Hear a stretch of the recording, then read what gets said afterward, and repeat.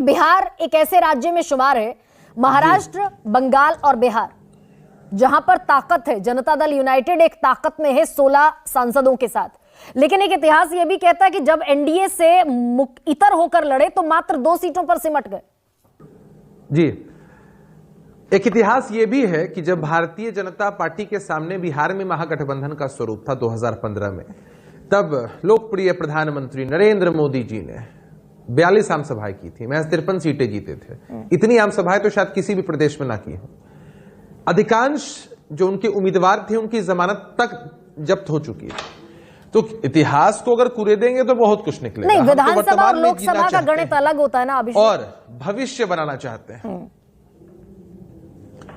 तो नहीं भाई, आप अगर मोदी जी की ताकत, तो मुझे एक बात बता दीजिए फिर, जिन भी प्रदेशों में विधानसभा के चुनाव होते हैं और वहां जाकर मोदी जी के नाम पर लोग प्रचार प्रसार करते हैं, तो क्या मोदी जी सीएम पद के उम्मीदवार होते हैं? अगर जीत का सेहरा आता है तो मोदी जी के सर बनता है, और जहां हार जाती है भारतीय जनता पार्टी, वहां प्रदेश अध्यक्ष हैं या अन्य वरिष्ठ नेता हैं प्रदेशों में, उनके सर पर ठीकरा फोड़ दिया जाता है। ऐसा तो होता नहीं है।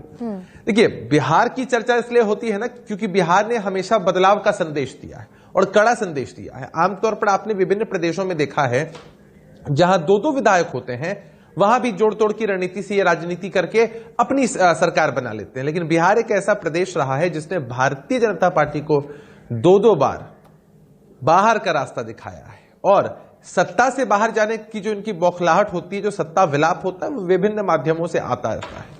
तो मैं भी 2 लाइनें कह देना चाहता हूं कि आईना जब भी उठाया करो, पहले देखा करो फिर दिखाया करो। तो जो काम आप विभिन्न प्रदेशों में करते आए हैं, वो काम आप सोचते हैं कि बिहार में हो जाएगा, ऐसा संभव नहीं है। और बिहार में बहुत सारी कुछ स्टोरीज चलती रहती हैं। भाई, हमारी पार्टी जनता दल यूनाइटेड है, पार्टी के अंदर आंतरिक फैसले होते हैं, आंतरिक लोकतंत्र है, तो उससे किसी बाहर वाले को क्या आपत्ति है?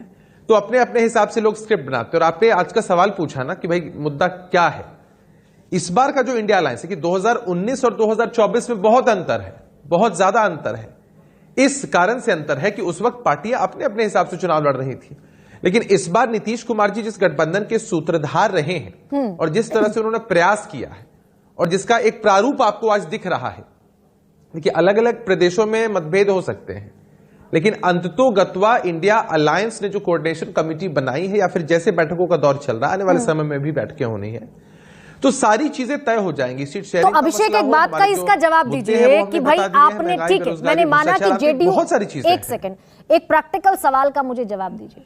मैंने माना कि बिहार में आरजेडी और जेडीयू मिलकर बीजेपी को रोक लेंगे, महाराष्ट्र में जो फ्रैक्चर्ड शिवसेना, फ्रैक्चर्ड एनसीपी और कांग्रेस मिलकर रोक लेंगे, उत्तर प्रदेश का भी जिक्र बाद में करूंगी, बंगाल में ममता बनर्जी, कांग्रेस और लेफ्ट मिलकर अगर सीट शेयरिंग हो जाती है, हाइपोथेटिकल भी और प्रैक्टिकल भी है, रोक लिया। बाकी सारे राज्य जहां पर तकरीबन 290 सीटें हैं, जहां 1-to-1 फाइट है बीजेपी अगेंस्ट कांग्रेस, तो कांग्रेस का मजबूत होना भी जरूरी है ना, सिर्फ जेडीयू के मजबूत होने से कहां काम चलेगा? नहीं, हमने कब कहा कि कांग्रेस पार्टी कमजोर हो जाए? हमने कब कहा कि हमारे विभिन्न घटक दल मजबूती के साथ चुनाव न लड़े? हम तो मानते हैं कि सब एक साथ रहेंगे तो और मजबूत होंगे। और गरिमा जी, एक बात छूटती रही उसमें, जो भी विश्लेषण अभी आपने किया कि ये पार्टियां मिलकर बीजेपी को रोकेंगी। भाई, जो भी हमारी पार्टियां जिन भी प्रदेशों में है, जनता की ताकत से हम भारतीय जनता पार्टी को रोक देंगे। पिछली बार इन लोगों ने जनता को बरगला करके वोट हासिल किए, येन केन प्रकारेण, और उसके बाद ये सत्ता में आ चुके हैं। कैसे? सत्ता में आने के बाद जनता से जुड़े बुनियादी मुद्दों की कभी चर्चा नहीं होती है। मंदिर, मस्जिद, हिंदू, मुस्लिम, भारत, पाकिस्तान, यही बुनियादी मुद्दे इनके लिए होते हैं। हम तो बुनियादी मुद्दों की बात कर रहे हैं, जनता से जुड़े मुद्दों की बात कर रहे हैं। तो विभिन्न प्रदेशों में भारत नहीं, उनका अपना क्लेम है कि भाई भारत जो है 5वीं सबसे बड़ी अर्थव्यवस्था बना 2022 में। आप कह रहे हैं कि बुनियादी मुद्दों का जिक्र नहीं हो रहा है। अच्छा, आज उनसे जाकर पूछिए जिनको 2 जून की रोटी नहीं मिलती है, उनसे पूछिए जिनके घर में नौकरी नहीं है, चूल्हा नहीं जलता है।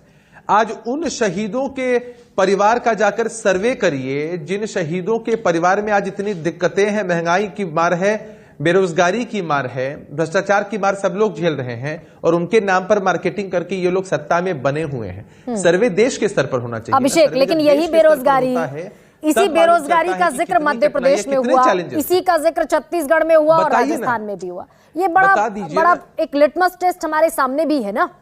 देखिए, मध्य प्रदेश हो, छत्तीसगढ़ हो, राजस्थान हो, गरिमा जी, कहीं ना कहीं वहां अगर इंडिया अलायंस के स्वरूप के हिसाब से एकजुट होकर चुनाव हम लोग लड़ रहे होते तो शायद ये परिणाम सामने नहीं आ रहे होते। ठीक है, ये पिन पॉइंट आपका इंडिया अलायंस का। तो ऐसे में योजना के तहत आपको गैस कनेक्शन मिलते हैं, लेकिन इतना चीज है। ठीक है, इंडिया अलायंस यानी कि दारोमदार जो है वो इंडिया अलायंस पर है।